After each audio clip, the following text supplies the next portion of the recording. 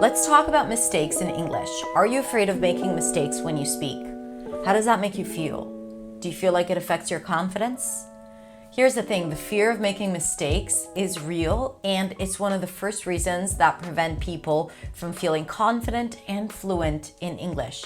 It's even the main reason that prevents people from making actual progress, even though they might be putting the time and effort to learn the language. Today, I'm going to share with you 5 truths about making mistakes in English.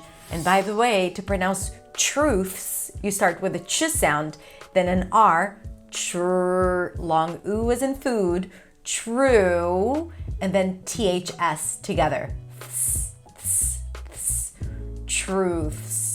I wanted to add that because I knew you were probably thinking, oh, truths, how do you say that? That's such a hard word.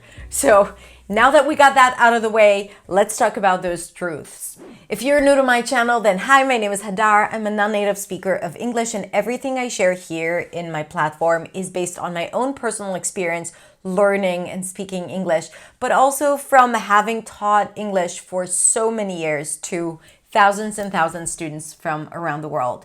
If you want to learn more with me, go to my website at hadarshemesh.com or follow me on social media for daily lessons. Okay, so let's talk about the 5 truths that might help you reframe the way you think about mistakes in English, the way it impacts you, and potentially build more confidence and fluency into your English. So the first truth is that mistakes are inevitable, which means that if you are a non-native speaker of English, it means that you will make mistakes, and many of them. It's not because you're not talented. It's not because it's specifically hard for you. It's not because your first language is so different than English. It's not because your first language is so close to English.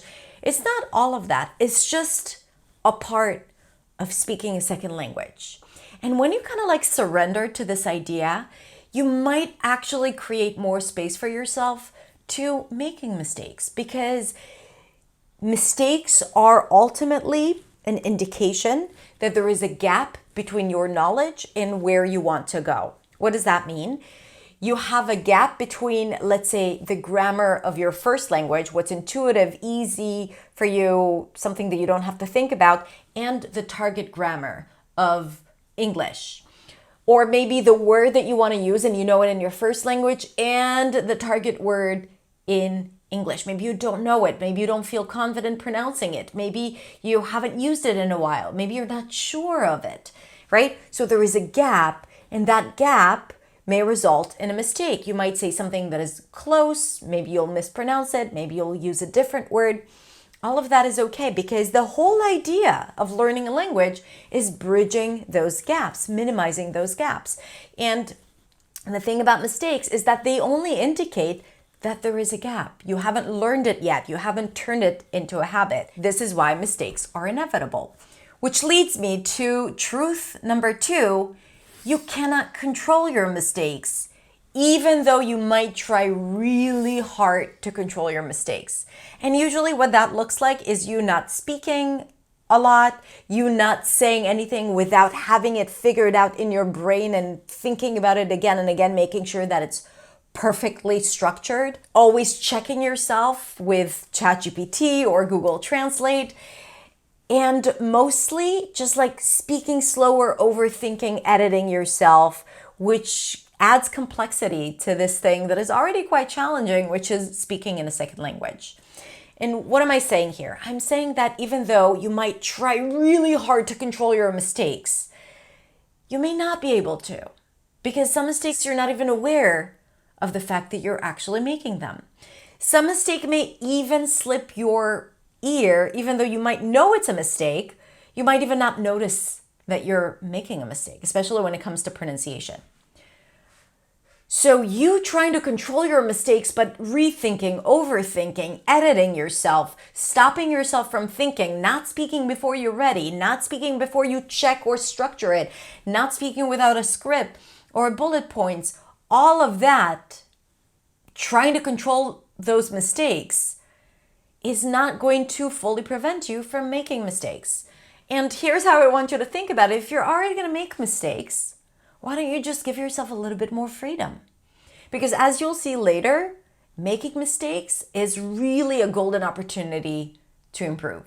And I want you to remember that. And I want you to remember that a sense of freedom and connection and passion about speaking, about the things that matter to you, that is so much more important than being correct or being perfect. Let's not prioritize perfection over self-expression, over making your voice heard, over connection. And when you think about it like that, you might say to yourself, yeah, of course it doesn't matter if I use the past simple tense versus the past perfect tense. Yeah, it doesn't matter. But when you speak, you don't think about those things and you prioritize perfection and being correct over expressing yourself fully and feeling confident and saying what you think without too much thought. Okay? So as much as you try to control those mistakes, you may not be able to. And if that is the case, you might as well give yourself more freedom to make them. And that leads me to truth number 3, which is mistakes mean growth. What do I mean by that? When you make mistakes, that means that you're exploring an area in English where there is still a gap, where you are not yet confident, where you don't really know, which means you are evolving, you are growing, you are trying new things, using new words, using new tenses, exploring things that are not comfortable for you. And this is why you make mistakes. You don't know those things yet. Yes, like you can speak in the present tense maybe, or the past simple tense, and use very basic vocabulary, and you won't be making mistakes because you've done it so many times that you have figured it out already. But the moment you explore a little bit more, your next level of English, you're bound to make mistakes. So that only means that you are learning and growing and developing. Also, if you're making mistakes, it means that you're speaking. And that, my friend, is more important than anything else, because if you don't speak, you're not going to level up, you're not going to improve, you're not going to build your confidence and fluency. So we want you making mistakes. Wait till truth number 5, because it's not enough just to make mistakes, right? Like we need to do something about them. But right now, I want you to reframe your thought around making mistakes and remember that it only shows that you have the opportunity of learning new things. Remember, mistakes are an indication of something that has not yet set, right? Like a rule or a structure or words or pronunciation patterns. And it means that, hey, now you can work on those things and improve so you can get to your next level and keep making other mistakes. Okay? So just think about it like that. Truth number 4, and I hope this is going to be very freeing for you, is that most people, they don't care about your mistakes. When you only focus on your mistakes, you put the spotlight on yourself and you think that everyone pays close attention to every single word that you say.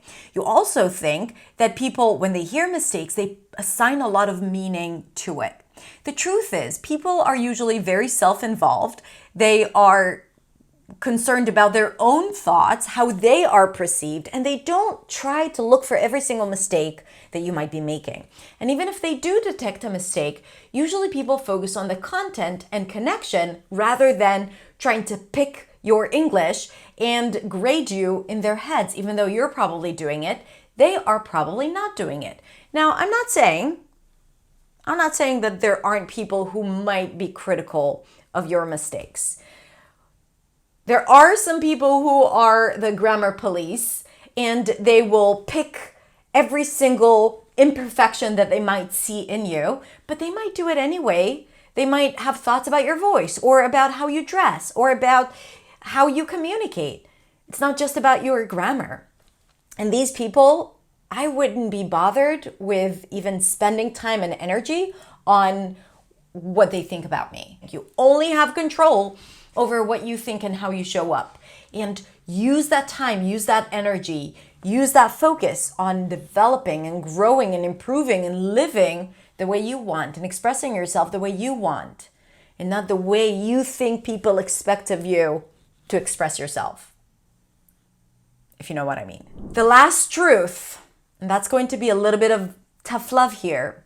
If you're not doing anything about your mistakes, you are going to stay stuck. So everything that I said is all great, right? Like we want to embrace mistakes. We want to make mistakes because that's an indication of what we need to work on. But if you don't have a healthy pattern of recognizing the mistake, not feeling bad, not beating yourself up, but instead being like, oh, what does that mean if I don't know how to use this word? Maybe I need to look it up. Maybe I need to look at examples. Maybe I need to practice it a little bit so I can use it confidently the next time. Because mistakes don't just solve themselves usually, right? You need to change the habit of speaking. You need to change the habit of using that word, that sound, that structure. For example, I had a student who kept confusing she and he. Now, she was a very experienced speaker. She has immigrated to an English-speaking country. She clearly knows the difference between he and she. It's not a logical mistake. Something in her subconscious believes that these two words are the same. And sometimes she would use she instead of he. So something about categorizing these two words or even just the pronunciation hasn't set.